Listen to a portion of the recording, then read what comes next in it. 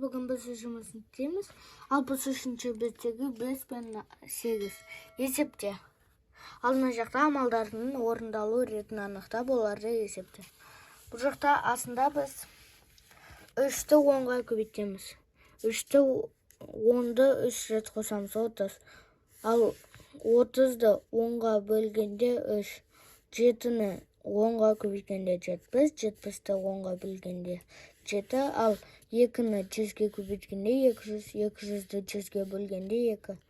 Енді тағы да біреуі 8 көбейту 100, 800, 800 бөлу 100, 8. Енді басы 34-ті 10-ға көбейтсек 340, 340-ті 10-ға бөлгенде 34. Енді 46-ны 10-ға көбейтеміз 460, 460-ті 10-ға бөлеміз 46.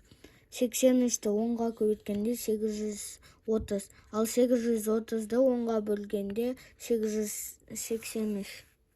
Енді 54-ті көбейтеміз 10-ға 540, ал 540-ті 10-ға бөлгенде 54.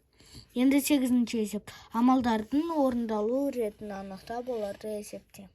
Бірінші, әрдайым біз жақшаның ішін орындаймыз, содан кейін көбейту, содан кейін бөлу, содан кейін қосу. Бұл жақта бізде 20, ал 20-ны 2-ге бөлгенде 10, 10-ға 4-ті қосқанда 14. Бұл жақта 2, 2-ні 6-ға көбейткенде 12, ал 12-ні 4-ге бөлгенде 3. Енді бізде 36-дан 35-тен 26-ны алғанда 9. Ал 9-ды 2-ге көбейткенде 18, 60-тан 18-ді алғанда 42.